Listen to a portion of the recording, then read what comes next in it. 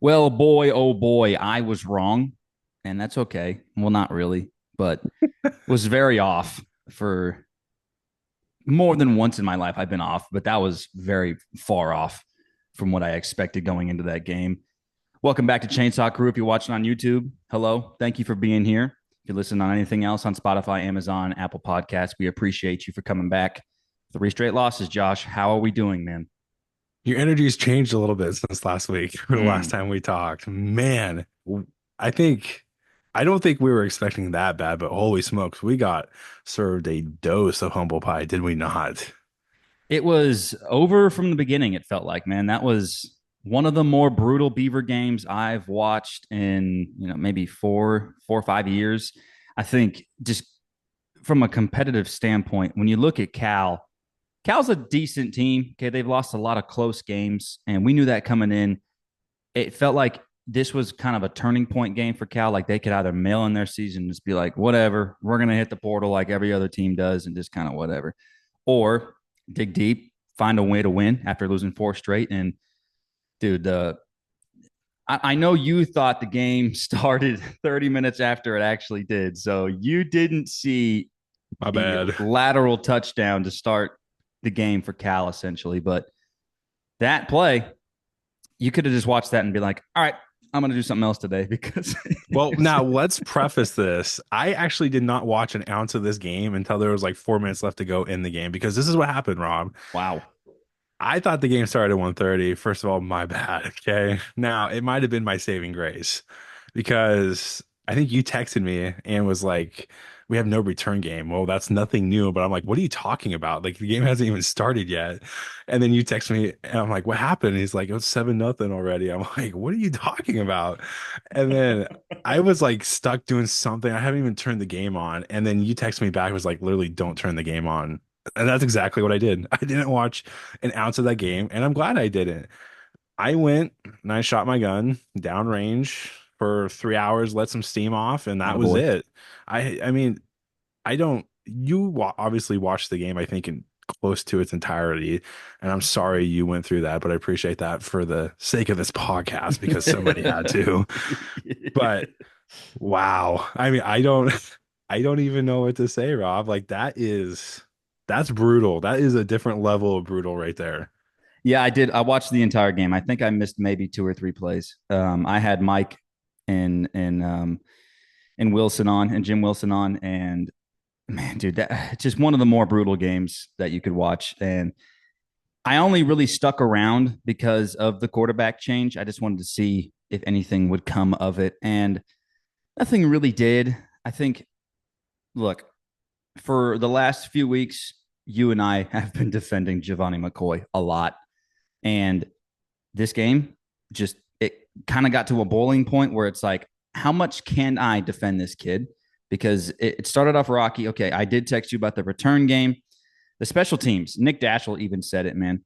There cannot be a worst kick return team in college football, and I don't think Nick Dashel's wrong there. There's not any type of seam for any returner to go through, and then on top of that, Zach Card keeps on bringing the ball out, and it's buddy, it's not there. Like, can we just take a knee or call a fair catch? You get the ball at the 25-yard line. I was frustrated during the game, man, because it's been happening too often this season for the return team to just keep on setting the offense up to fail by putting him so far back. They're having a long field to deal with. Just get the ball to the 25-yard line. It's such it's scientifically and mathematically, it's just so much easier. Just catch it. Let's get the ball to 25. It's not working. And you start the game, you give up that crazy lateral touchdown, just a great heads up play from Jaden Thomas and Fernando Mendoza. You go from there. Okay, that's a tough start, man, because it was third down. They were going to get that stop, and Cal was eventually going to kick that field goal. But no, they score on that. Mendoza gets the pass and the catch on that touchdown stat, which is hilarious. And then return game, bad return, and then you also have a hold on top of it. It's just double negative to start the game. And like I said, from that point on, you could have been like, I'm going to go do something else today. But first series made no sense. And then as the game just kind of went on, you could the first quarter went on, you can just tell Cal's going to kill us today. And that's what happens, man. Talent wise, Cal is not that much better than Oregon State. On field talent, you really think they'd be pretty even matched.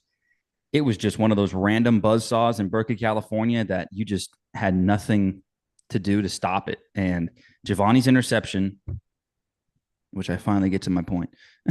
Giovanni's interception, his worst throw, I think, as a Beaver. The pick sixes, uh, the pick six at Nevada was horrible, but like that throw happens a lot in football. This is the out route that you're late on. But this throw that Giovanni made to the sideline is late.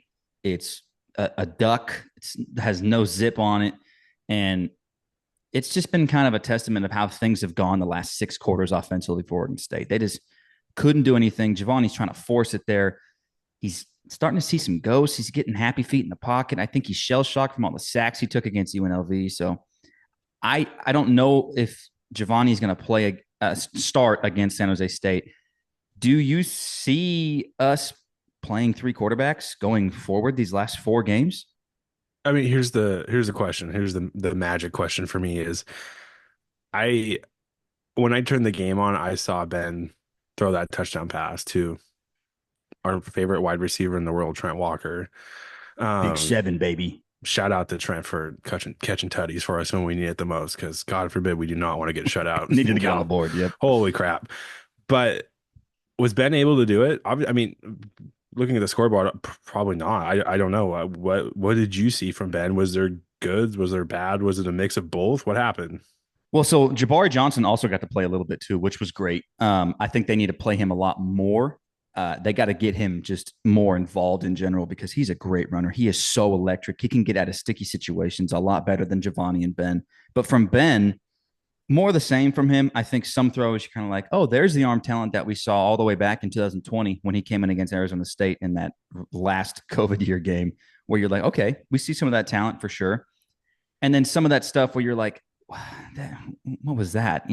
He just throws so many low percentage throws, Mhm. and it's so tough on him because he can't run. He will like scamper around for 6 yards every now and then, and like maybe move the chains for you, kind of like Mendoza does, but a little bit slower. Which for the 2022 team that Oregon State had that won 10 games under Branson, essentially, that was fine. He could have played that way and been that game manager because of the run game and the run defense that we had on that team. It's way different now. This offensive line is not nearly as good for Ben and his style of play. It's not nearly as good for the kind of throws that he needs to make. He did make a couple of nice ones. There was a fourth and like 12 really late on that touchdown drive that he converted on like kind of like a really like an in comeback and like stop and just wait in the middle of the zone. And he threw a dart to Trent Walker for a first down. And he threw that touchdown pass he threw to Walker was perfect. It was a really tough throw to make. Mhm. So there was a few good throws in there. I think he does do some very nice things. But like if he has to roll out of the pocket and like make a tough throw, he can't do it. If he has to throw a perfect ball down the sideline, he really struggles to do that. And it's another low percentage throw. He throws the ball. He's like tries to throw the ball away at guys' feet a lot. Again, that's a 0% chance throw. And instead of being able to run like someone else like Jabari Johnson or Giovanni McCoy could do, Ben can't. So he doesn't really give you that competitive advantage there. I think going forward, man, that's really the main thing is who is going to play at quarterback. We knew it coming into the season. It was kind of a red flag when the coaching staff a week before the season started was like, I mean, it's still 3 guys, really. I mean, it looks like Giovanni, but it could be Ben. And now here we are. Giovanni struggled. He gets pulled. Mike Parker said today on Monday, the 28th, that he would anticipate Giovanni McCoy to start the San Jose State game because it's probably just a case of, hey, this isn't working today. Let's try something else. Just try to create a spark. And I'm all for that against Cal because nothing was going to work and you were not going to win that game regardless of who played quarterback, but you have to try something. San Jose State's a different question, man. This is the game of the year, like Jim Wilson said. You got to win this game. So you got to find out who's going to play quarterback for you for the majority of the game. Who would you want to see?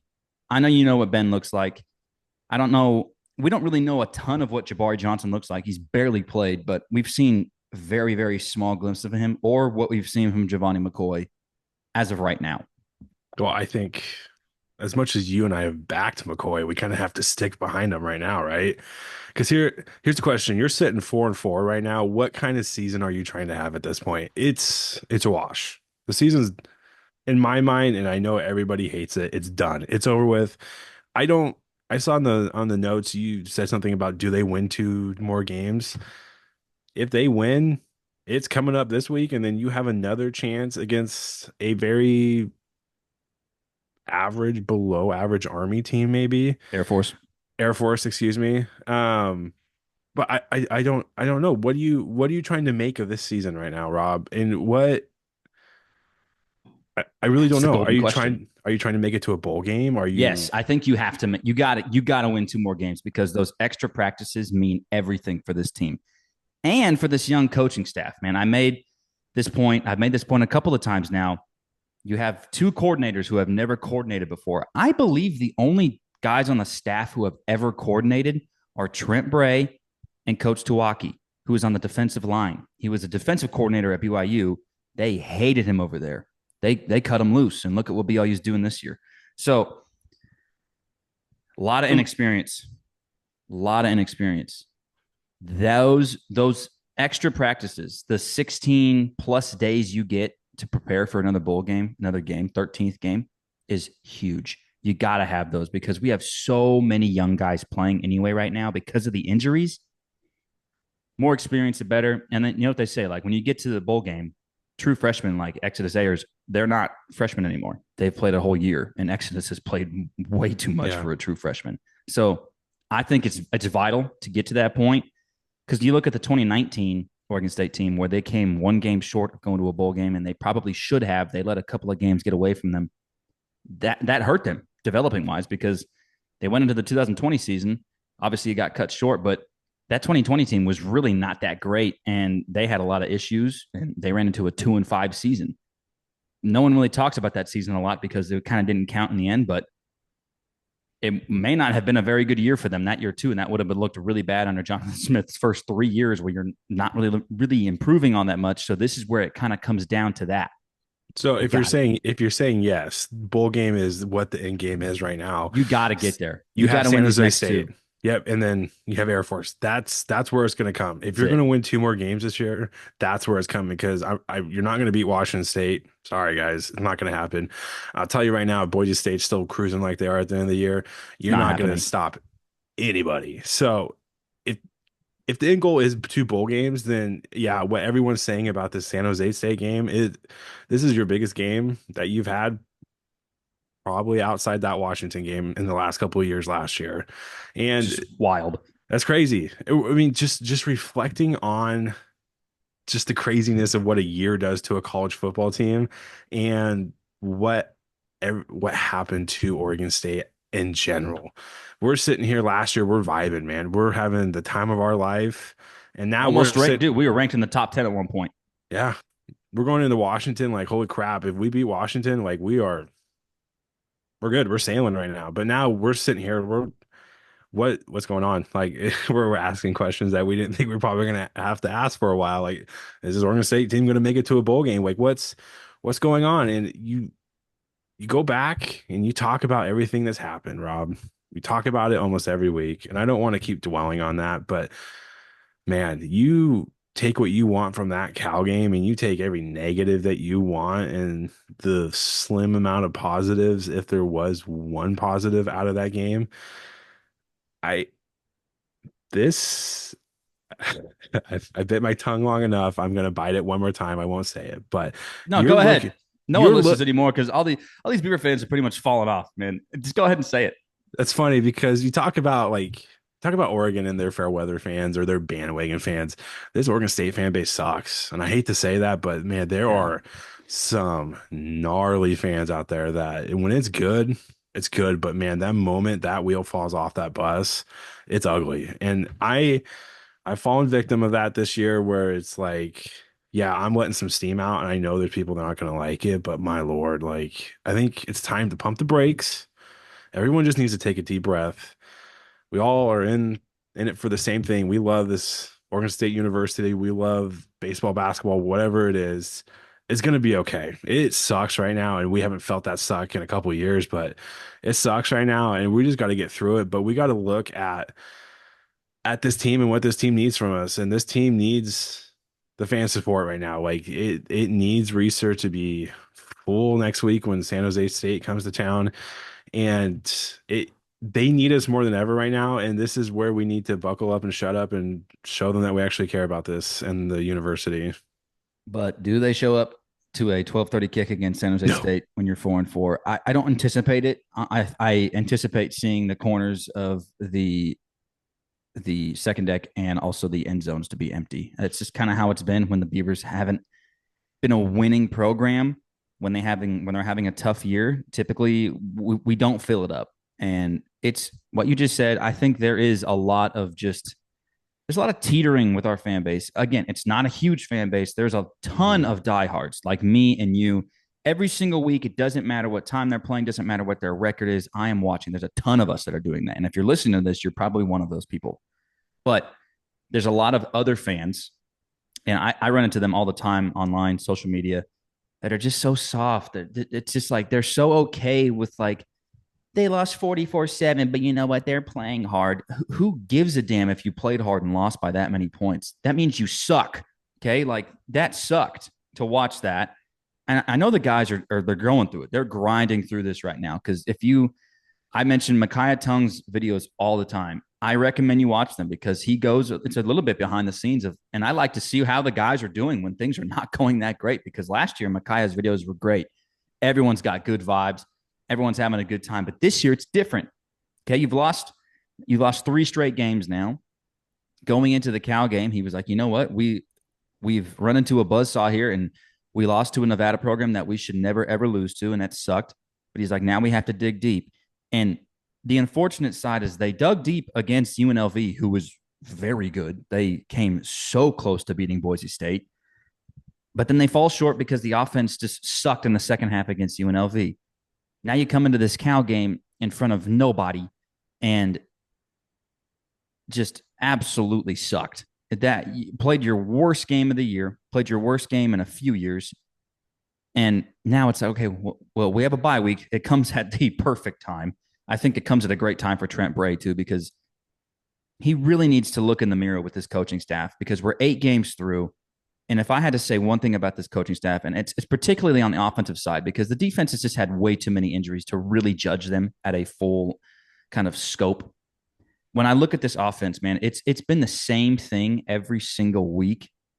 And I understand like trying to establish an identity, trying to be who we're going to be, a few years down the road. That is what Gunderson's trying to do. The development of Giovanni McCoy so far has been very poor. I think Ryan Gunderson, his time at UCLA was very up and down with quarterbacks. Dorian Thomas Robinson was pretty good. He got better as he went. You look at Dante Moore's freshman year last year at UCLA, really bad. And Gunderson was the quarterback coach. Chip Kelly's running the offense. Now we look at Giovanni McCoy. He's played a couple of years of football, but it was at Idaho. I understand that. He comes to Oregon State. He looks sharp enough to start the year, but they didn't really throw the ball a whole lot. And that is kind of my point. The Mhm. development of Giovanni McCoy has been poor.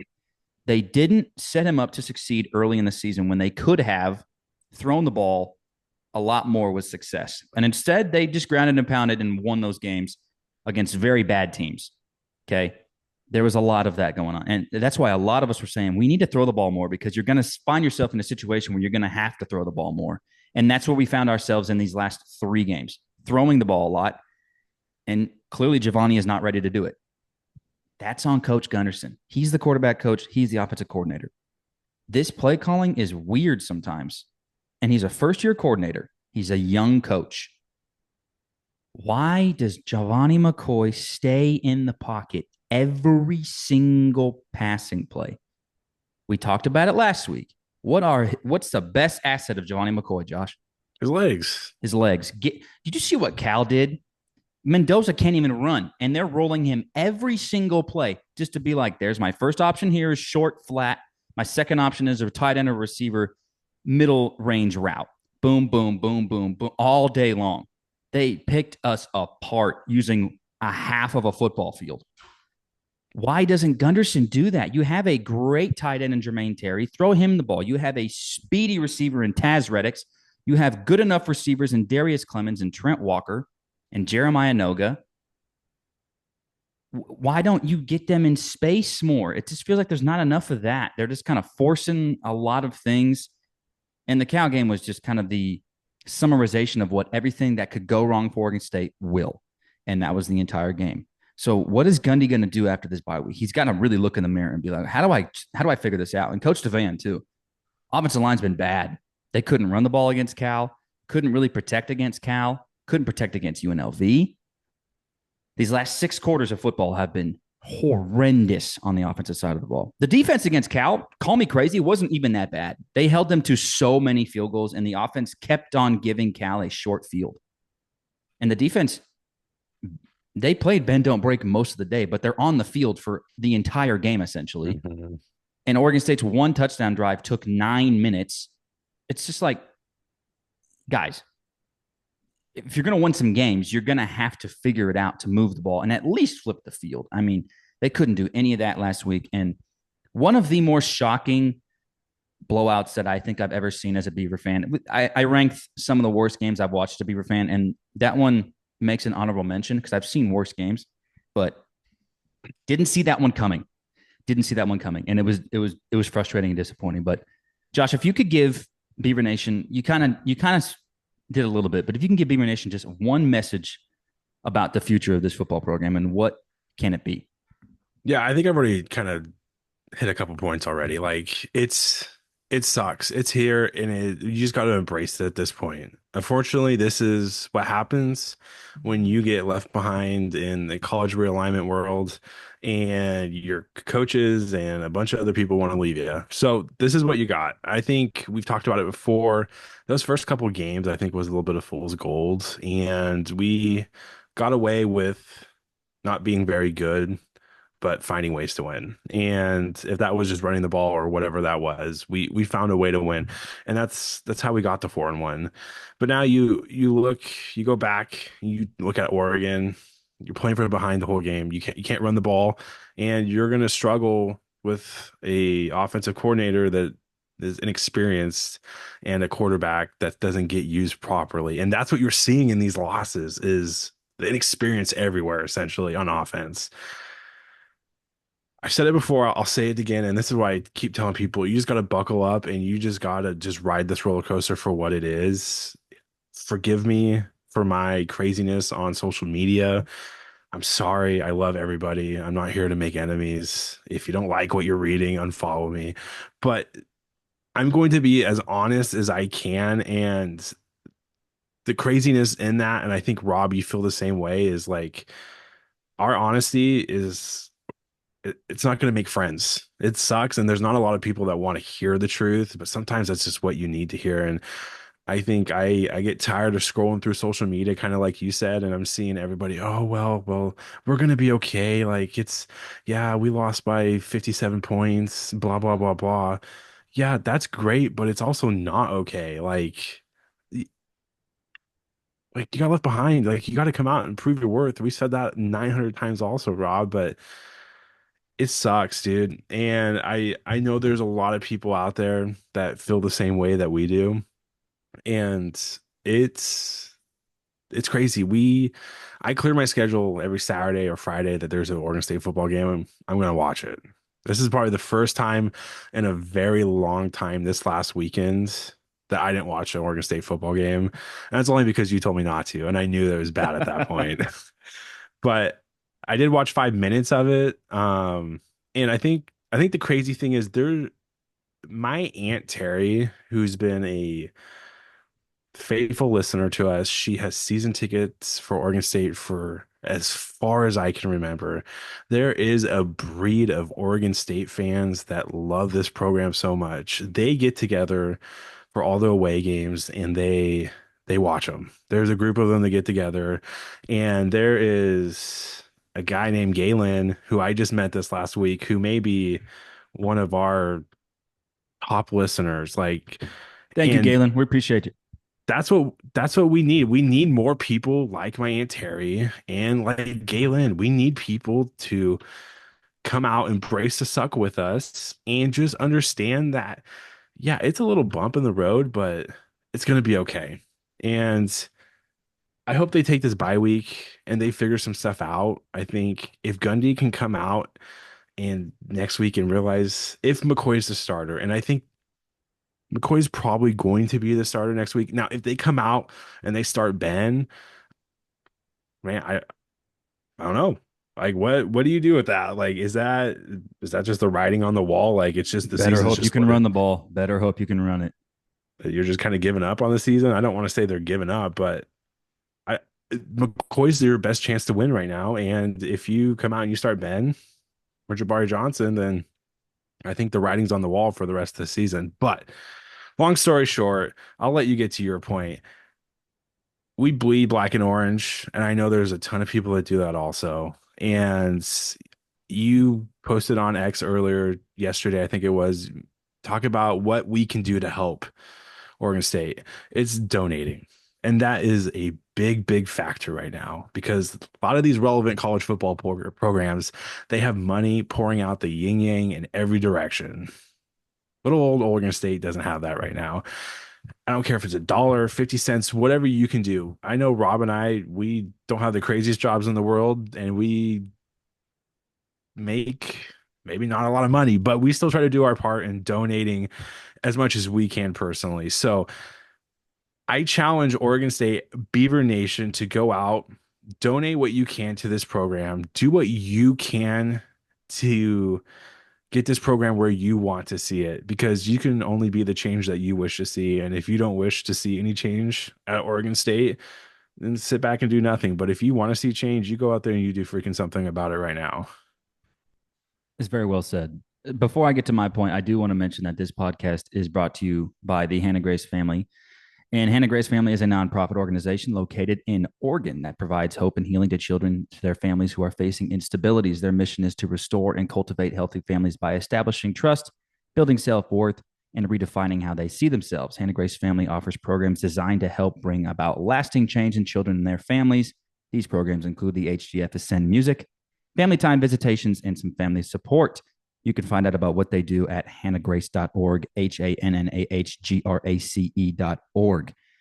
And, you know, we don't have score predictions this week. Obviously, it's a bye week, but also I want to mention that that's a fundraiser. The gala fall event is sold out. So if you did buy tickets because of us, we appreciate you, but that fundraiser is sold out. So thank you guys. That's awesome. It's good to hear that it's a sold out event.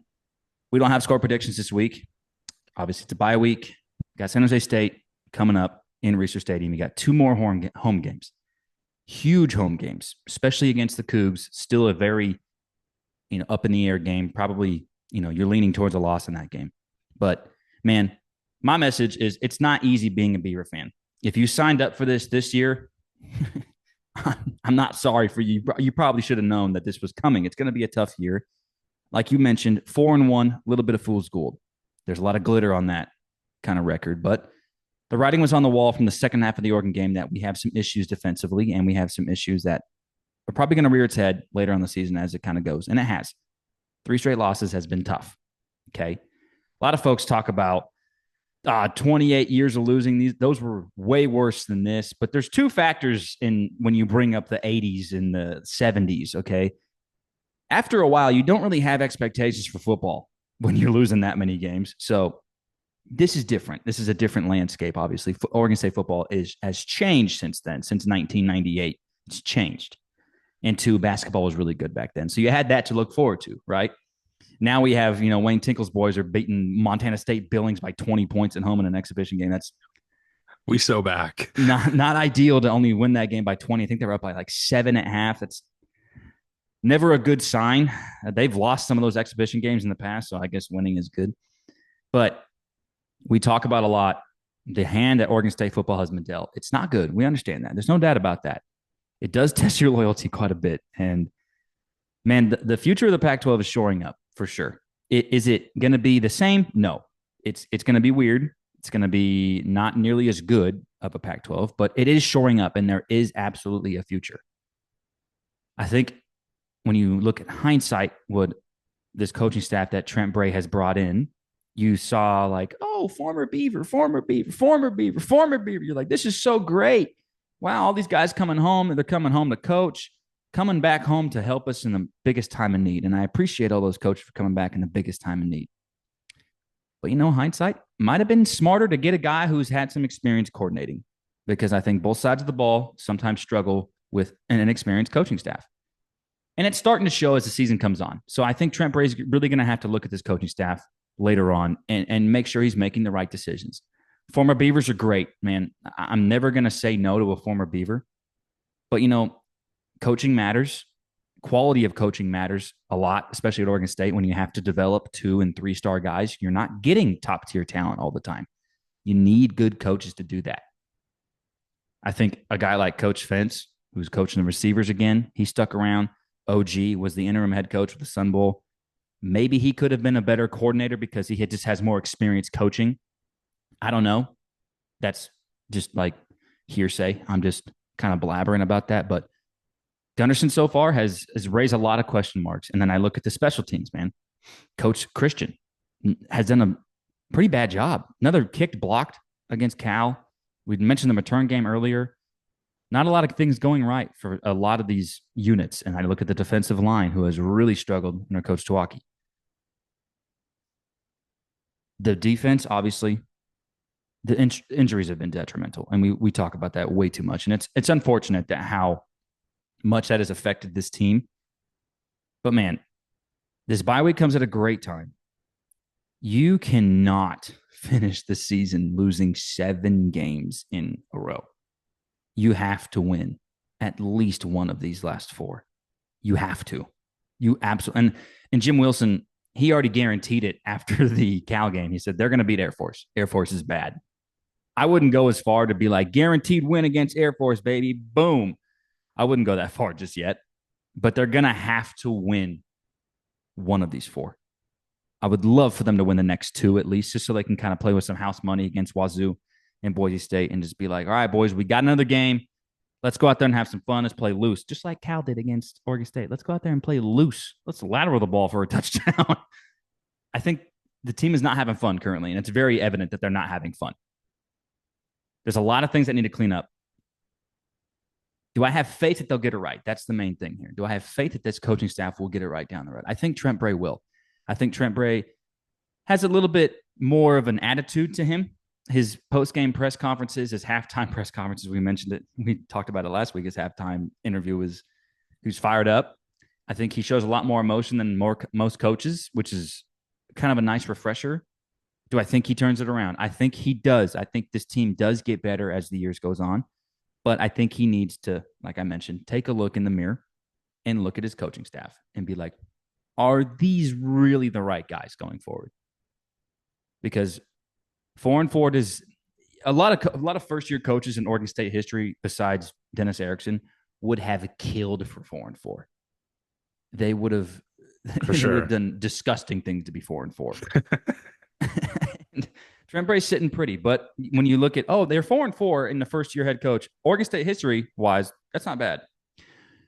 They were 4-1 though, and they were staring at 5-1 against a really bad Nevada team, and they didn't win that game. And now it's snowballed on them. They have not responded to adversity well. I will say that. The main thing is, the guys, they keep on playing hard. That's the bare minimum of a FBS college football player, is to play hard. That's the bare minimum. Of course, you're going to do that. Got to come out and you got to figure something out offensively, and you got to have more grit defensively. They got to turn the ball over way more. They're just not doing any of that anymore. And it's been really hard to watch them lose 3 straight games. The UNLV game, not as bad.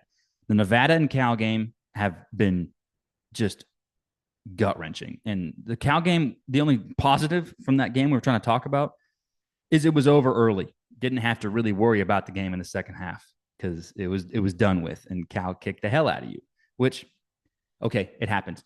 How are you going to respond? You got a 2-week period to get ready for San Jose State, who is a pretty solid football team right now. They're having a pretty decent year. Nick Nash, one of the best receivers in the country. Is Jaden Robinson coming back? Is Kobe Singleton coming back? Is anybody coming back?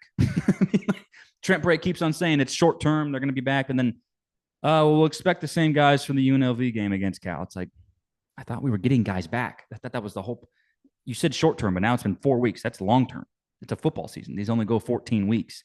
So have some faith, Beavers Nation. And it's tough right now, dude. I have little faith. I'm a little hesitant in the future, but I have faith. It's little, but I have it. And hope will kill a man, honestly. But that flag behind me, if you're watching on YouTube, man, it's there forever. Okay, that does not run. And I'm gonna be here. I'm watching the basketball games, even though that team probably gonna suck. Got to figure it out, man. Get to your sixth win. Get to a bowl game, but you bare minimum win one of these last four. Win one of the last four. Because if you lose the last seven, man, you might lose a lot of guys, and that's tough to think about right now, man. I want to close with one thing, man. I was frustrated during the game, and I tweeted something really stupid. Zach Card having a tough game. He's back home. He's from Pittsburgh, California. He's in the Bay Area. I understand what he's trying to do, man, but he had a tough game. He fumbled. He lost one. He was making some weird decisions, trying to be a hero, and I think in his hometown, just trying to show out for his boys. I said hit the portal, comma 12, and that was dumb. That was a really stupid tweet of me. I apologize. I try not to go after players, man. I really try not to. But as Trent Bray mentioned, these guys are on scholarship. They're here to do a job. But that was dumb of me. Shouldn't have done that. It sparked a lot. and he even replied to me saying, I'm a sucker, which was funny. But, like, he can have his opinion. I'm glad he's, at least aware that people are upset. Because Zach, buddy, I'm going to say it here. You had a bad game, okay? It was a bad day, and you're going to have some people upset about you. Don't worry about what I'm saying. I'm just a fan. It was stupid of me to say that, for sure. But don't worry about what we say, okay? Go out there and play hard and do us proud. I hope Zach Card takes one back for a touchdown one of these 4 games, dude. Like, I hope that happens. That'd be awesome because that means the special teams is getting better. Because right now it's bad, and I needed to improve. But that was dumb of me, and I apologize. So that's all I have. Josh, do you have any last words? Quick side note, if it's any consolation prize, Zach's, I think, number 3 on my Heisman list right now in college football 25. Yeah, he's like nasty balling in that out game. right now. Yeah, Just balling out. Same with DJ Westlake, dude. He's so nasty in that game. But Bees are ranked number 4 right now, I think. So I'm cooking. Hey, there's your hope for the future. You can do it online and in your fantasy world of college football 25. But positive note, we got a bye week. We don't have to worry about losing another week. So I think, like you said, it's must win coming out of the bye, and it's going to be interesting to see if we can see any of this change that we talk about, this improvement that we need to see. And if there's a time for a must win game, 7 days from Saturday, it's time, boys. Like, Yep. you gotta do it now. You better do it now. Otherwise, Yeah. Man, we'll be having some quite depressing podcasts coming up here in the near future. Can't be losing at home, man. And if you're gonna lose, it's probably because of didn't get healthy enough, apparently, or we've just mailed it in as a team. But you cannot lose at home anymore. Wazoo's gonna be tough. But I think, though, like what Jim Milson mentioned post game, if you beat San Jose State, okay, then you go to Air Force, who's not very good. You beat them, feeling a little bit better about yourself. Okay, Wazoo ranked right now, but that record is glittery. They're not that good. And if you're a Cougar fan listening to this, they're not that. They lost. Oregon State shut out San Diego State. Wazoo's struggling to beat them. Obviously, it's months. It's a month's apart, but like San Diego State's bad, and Wazoo's skating by them. Okay, that gives me hope for that Wazoo game for sure. It's gonna be a really hard task to stop all of their weapons on offense, but if you win these next 2, okay, turn it around, boys. Let's go. There's still a lot of hope here. There's still a ton of hope here to get this season right. And you could find yourself at hey, we can get a 7th win before Boise State. That'd be insane, man. That'd be like, wow, look at this. That's best case scenario. Absolutely best case scenario. You starts with San Jose State.